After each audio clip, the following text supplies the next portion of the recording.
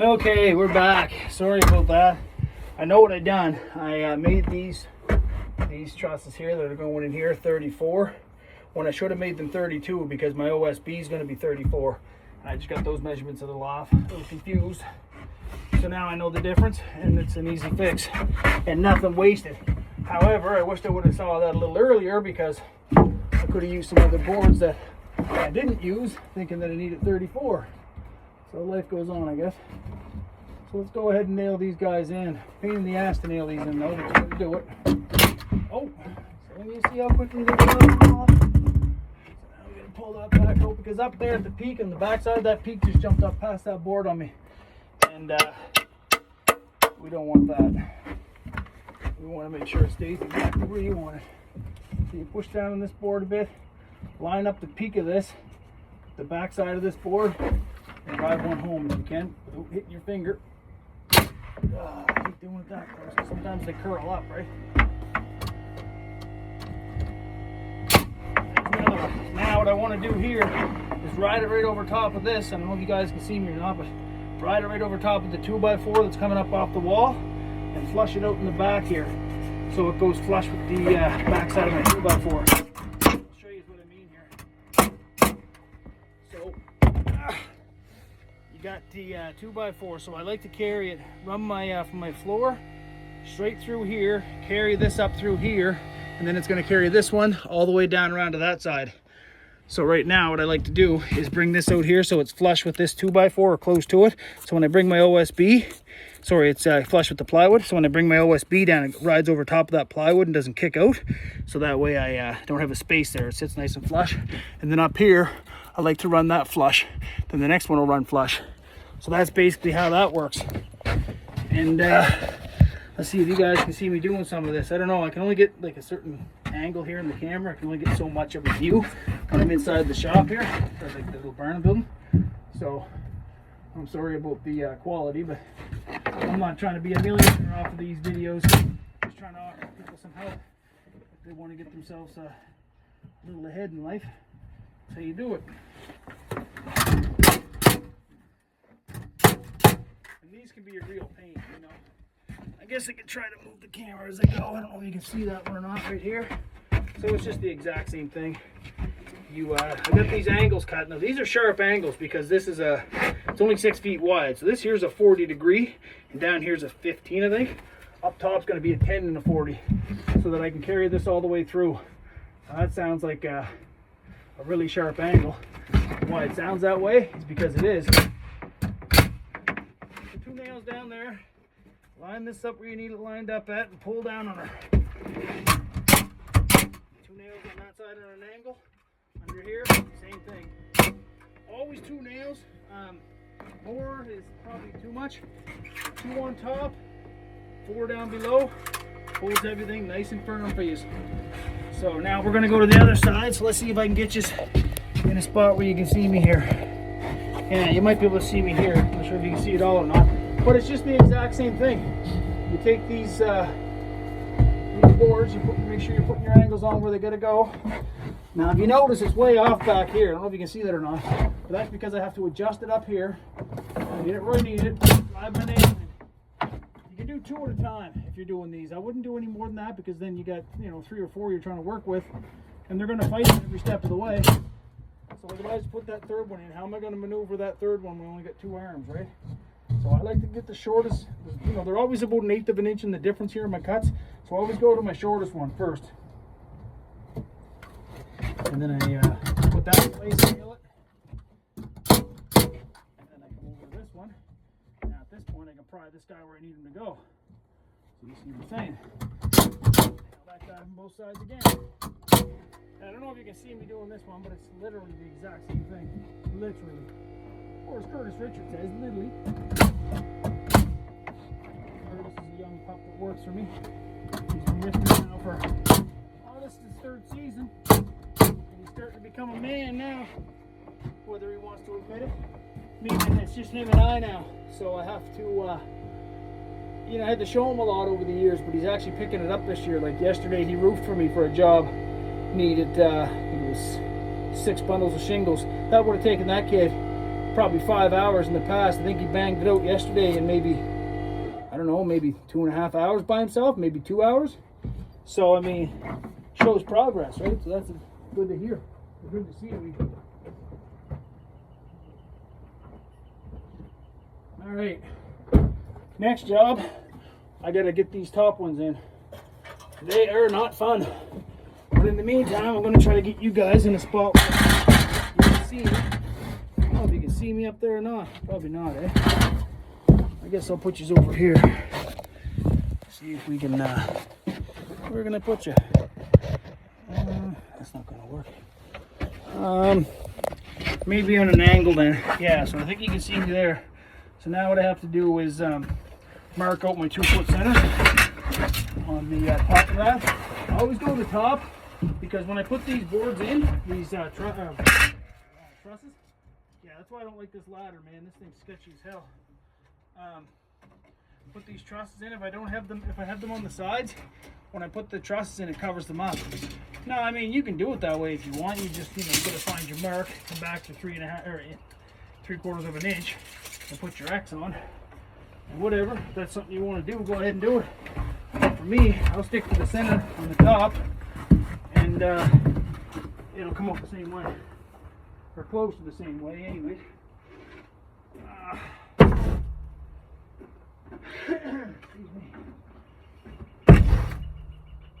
Okay, so these trusses are 36 from point to point, which means I have a point right there, and then I have a point right there, as you can see. So from that point to that point, it's 36 inches, which is 3 feet. So now I take 2 up at a time, like I said before, and do 2 at a time. My angle, I mean, these are pretty self-explanatory. You kind of know where your 40 as opposed to your 10's at. Some of them you got to put a little X on the spot that goes to the top. So let's say that was 25 and 22.5. That's going to be a little harder to tell exactly which one's your angle for your lower or your upper. So with your upper one, the angle that you want up there, let's say your top's 25, down here is 22.5, you put an X on the board. So that'll tell you where you're going to land it, or where you should land it anyways. And that's how you just avoid little rookie mistakes like that, I guess. And you're always going to make a mistake, everybody does. You just saw my mistake, didn't you? I just cut my lower trusses 2 inches too long. But that shit happens. And it just depends on how you get yourself out of it. Now, if that would have supposed to have been 34, and I cut them at 32, well, now you're in a world of hurt. Because it's like I can't reuse them now, at least not in this job. So thankfully, they were longer. So I only had to take some off instead of trying to figure out how to get some on, right? Which you can't do. You just basically got to get another board. However, I don't have any more boards now, so I have to work with what I got. So I'm glad it worked out that way, is my point. And same idea up here, 2 nails. Going through that 1x4 into those 2x4s. Make sure you angle it, because if you don't, she's going to come out this side where your roof pad deck's going to go, and then you're going to be in another world of hurt there. What I like to do is just stick 1 nail right into the top of it there, drive this guy where it's got to go. Same idea, drive a nail in there, and I come down, and I drive a nail up in here, and here, here, here, here, and here, here, and here. So now those are fixed. They're not going anywhere. Now I know if I do decide to post this video, I'm sure what I'm going to do. I'm kind of just doing it for myself, really, but maybe I'll post it online. To the carpenter out there who says, "Oh man, look at this, you got an awful space there."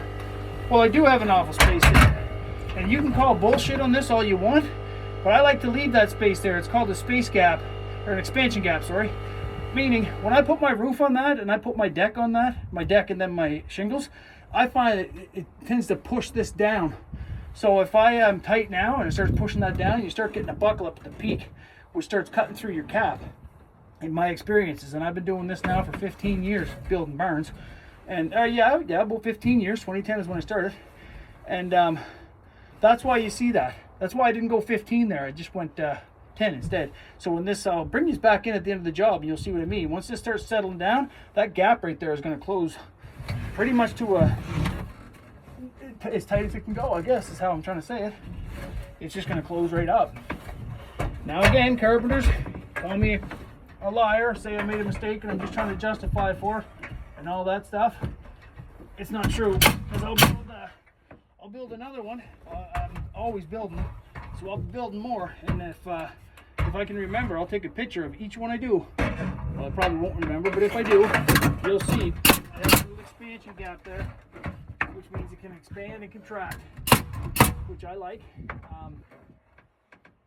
because it saves my shingles, and it saves me from having to, come back in here and have to figure out now that that's so pinch tight there, it's pushing up on that at the peak, what I'm going to do. But what I'm going to do is just do what I always do, leave the expansion gap in her.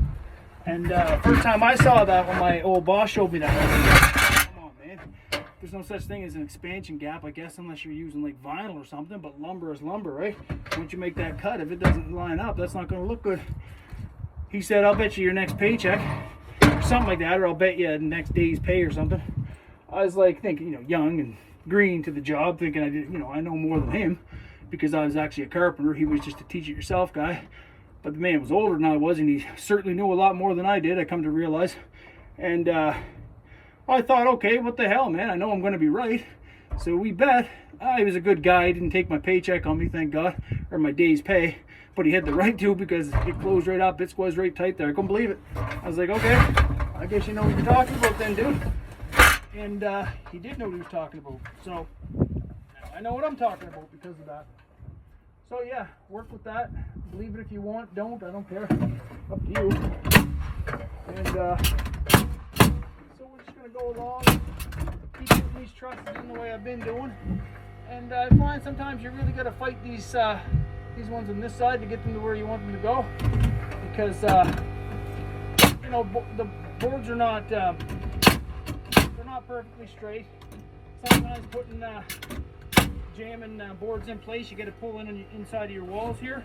So since I'm alone today, in order to get that tight, look, if I don't get that tight, it's not going to sit right. I don't know if you can see my hands or not, but this board's away from where it needs to be, and so is this one. So I normally have the young guy here pulling in on this for me. Don't have him today, so I'll just get a ratchet strap and suck them together.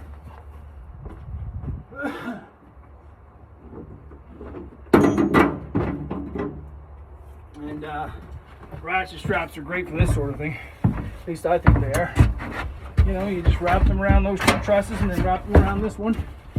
Tighten her up till that's where you need her to go. And then nail it off. There's always a trick, right? And like I said, I've been doing carpentry now for 20 years. Carpentry itself, not just building sheds. But I started building sheds for myself after the other guy got out of it. Because I was building all his for him by the end of it anyways. He decided to get out of it. He's getting a little older. And, he got out of it, so I took it over. And, my heavens, I still am amazed with just how many people need sheds. You wouldn't think that there'd be that much of a call for it, but hey, it's just crazy. Not that I'm complaining, it's good for business. But you think to yourself each year that passes, well, this might be the year.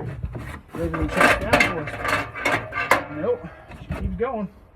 Ah, shit, I can't get that on both of this. So, I guess I'll have to just do one instead, which will still be plenty. Still allow me to pull in here what I need to pull in.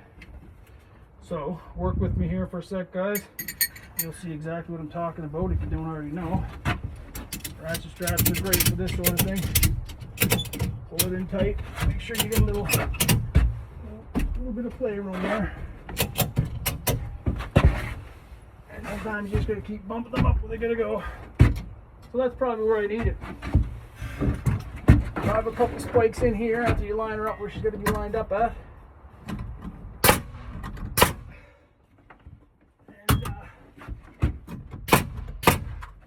Amazing thing. If you know a little bit of geometry, a little bit of mathematics, you can take a pile of lumber and make it into a building. In this case, a little shed of sorts. But I can build houses. I don't like to, but I can. I don't like to because there's no money in them. I guess now there probably would be in Canada, because there's an awful call for trades, because a lot of people want to. A lot of people are moving into Canada, and we're getting a little overpopulated. We don't have the housing for it. So due to that, there's an awful call for trade. So if you're looking for work, come to Canada. If you're a tradesman or something like that, if you get some type of trade work, you'll make some money. So when you see them ads, it's not BS, it's true.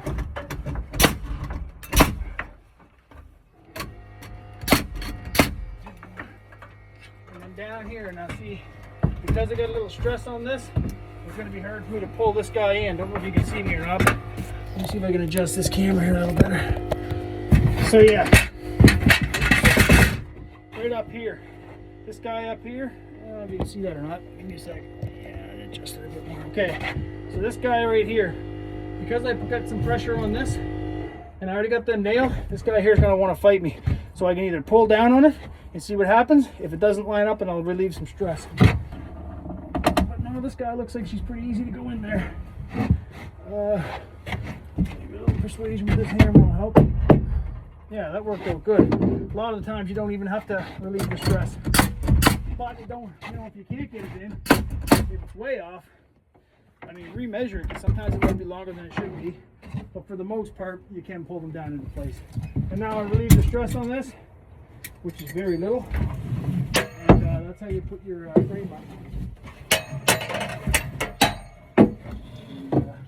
Now I got to go find out the measurements of my OSB and sheet this thing in.